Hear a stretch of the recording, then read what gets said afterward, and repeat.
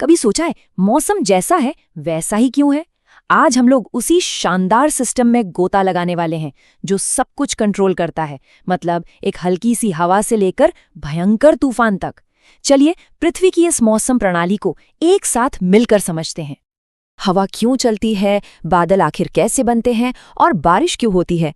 ये जो रोज के सवाल है ना, ये सब हमें एक ही बहुत बड़े और आपस में जुड़े हुए सिस्टम की तरफ ले जाते हैं। नाम है इसका पृथ्वी की मौसम प्रणाली, और आज हम इसके कुछ रहस्यों से पर्दा उठाने की कोशिश करेंगे। तो ये मौसम प्रणाली है क्या?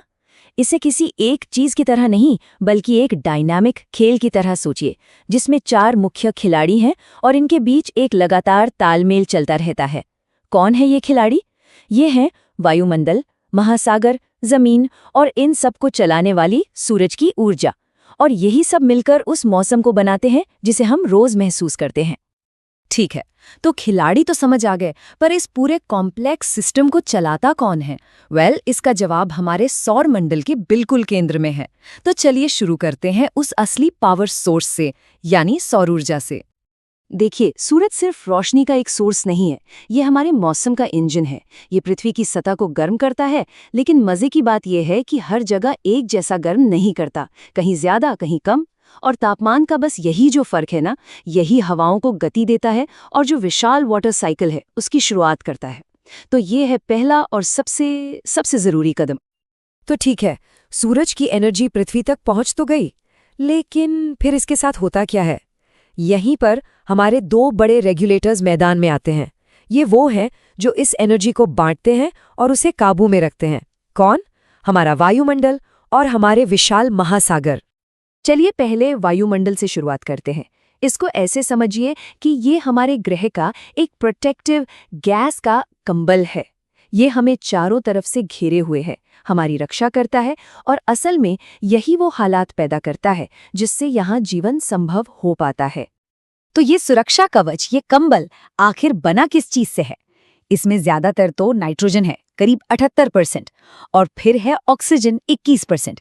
लेकिन जो बचा हुआ सिर्फ 1% है ना, जिसमें कार्बन डाइऑक्साइड और वाटर वेपर जैसी गैसें हैं, वो हमारे मौसम के लिए एक बहुत ही जरूरी भूमिका निभाता है। तो ये वायुमंडल सिर्फ गैसों का एक मिक्सचर भर नहीं है, ये एक तरह से एक ग्लोबल थर्मोस्टैट की तरह काम करता है। मतलब ये सूरज की एनर्जी को सोखता है और फिर उसे पूरी दुनिया में फैला देता है। और यही वो वजह है कि हमारा ग्रह रहने लायक है। यहाँ तापमान हद से ज्यादा बढ़ता या घटता नहीं है। अब आते हैं हमारे दूसरे बड़े रेगुलेटर पर, यानी महासागरों पर। इन्हें पृथ्वी का बहुत बड़ा क्लाइमेट स्टेबलाइजर भी कहा जा सकता है। क्यों? क्योंकि तापमान को कंट्रोल में रखने में इनका रोल बहुत ही जरूरी है। पर सवाल ये है कि ये ऐसा करते कैसे हैं? देखिए, इसके 2 मुख्य तरीके हैं। पहला, ये सूरज की बहुत ज्यादा एनर्जी को अपने अंदर सोख लेते हैं और फिर इस गर्मी को धीरे धीरे छोड़ते रहते हैं। इससे क्या होता है? तापमान में अचानक बड़े बदलाव नहीं होते। और दूसरा, समुद्री धाराएं। ये एक ग्लोबल कन्वेयर बेल्ट की तरह हैं जो गर्म और ठंडे पानी को पूरी दुनिया में पहुंचाती रहती हैं। तो हमारे पास एनर्जी का सोर्स है और उसे कंट्रोल करने वाले रेगुलेटर्स भी। अब बात करते हैं कि ये एनर्जी एक जगह से दूसरी जगह पहुंचती कैसे है। और यहीं पर एंट्री होती है 2 महान साइकिल्स की, वाटर साइकिल और एयर साइकिल। पहले बात करते हैं वाटर साइकिल की, एक ऐसा प्रोसेस जिसके बारे में हम सब ने स्कूल में जरूर पढ़ा है।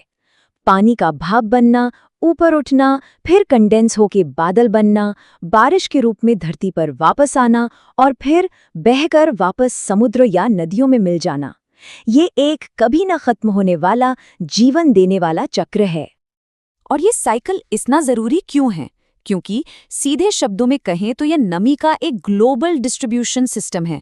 यही वो सिस्टम है जो ये पक्का करता है कि जीवन देने वाला पानी पृथ्वी के हर कोने तक पहुंचे। अब आते हैं हवा की मूवमेंट पर, यानी एयर साइकिल पर, जिसे हम एटमॉस्फेरिक सर्कुलेशन भी कहते हैं। इसका मतलब है हवा का पूरे ग्लोब पर एक बड़े स्केल पे घूमना। ये हवाओं का एक ऐसा ग्लोबल सिस्टम है जिसने सदियों से नाविकों और खोजकर्ताओं के रास्ते तक तय किए हैं। इसके पीछे का जो बेसिक प्रिंसिपल है वो बहुत ही सिंपल है। गर्म हवा हल्की होने की वजह से ऊपर उठती है और उसकी जगह लेने के लिए ठंडी और भारी हवा नीचे आ जाती है। बस इसी आसान से मैकेनिज्म से हवा यानी पवन पैदा होती है। लेकिन कहानी इतनी सीधी भी नहीं है, क्योंकि हमारी पृथ्वी लगातार घूम रही है और इस घुमाव की वजह से हवा सीधी नहीं चलती बल्कि मुड़ जाती है। इस असर को कहते हैं कोरियोलिस इफेक्ट। यही वो ताकत है जो हवाओं के रास्ते में एक ट्विस्ट ला देती है। और यही एटमॉस्फेरिक सर्कुलेशन और कोरियोलिस इफेक्ट का कॉम्बिनेशन है जो उन खास विंड पैटर्न्स को बनाता है जिन्हें हम दुनिया भर में देखते हैं, जैसे कि ट्रेड विंड्स या फिर मॉनसून। ये वो हवाएं हैं जिन्होंने हमेशा से सभ्यताओं के जीवन और उनके विकास को एक आकार दिया है। तो अब जब हम इस सिस्टम के सारे हिस्सों को थोड़ा बहुत समझ गए हैं, तो चलिए एक बहुत ही आम कन्फ्यूजन को दूर करते हैं। वो कन्फ्यूजन है मौसम और जलवायु के बीच का फर्क। ये दोनों शब्द अक्सर एक दूसरे की जगह इस्तेमाल हो जाते हैं, पर असल में ये दो बिल्कुल अलग अलग चीजें हैं। इन दोनों में जो सबसे बड़ा फर्क है वो है समय का। मौसम यानी वेदर, वो है जो अभी इसी वक्त बाहर हो रहा है। आज का तापमान क्या है, हवा चल रही है या नहीं, बारिश हो रही है क्या, ये शॉर्ट टर्म है। वहीं जलवायु यानी क्लाइमेट किसी जगह का लंबे समय का औसत मौसम है। इसे ऐसे भी कह सकते हैं कि ये उस क्षेत्र के मौसम का मिजाज है। तो सौर ऊर्जा, वायुमंडल, महासागर और पानी और हवा के ये चक्र, इनमें से कोई भी चीज अकेले काम नहीं करती। ये सब एक बहुत ही कॉम्प्लेक्स और आपस में गहराई से जुड़े हुए सिस्टम का हिस्सा है। और इसका मतलब ये है कि किसी एक हिस्से में भी अगर कोई बदलाव होता है तो उसका असर पूरे के पूरे सिस्टम पर पड़ता है। और यही बात हमें एक बहुत जरूरी सवाल पर लाकर छोड़ देती है।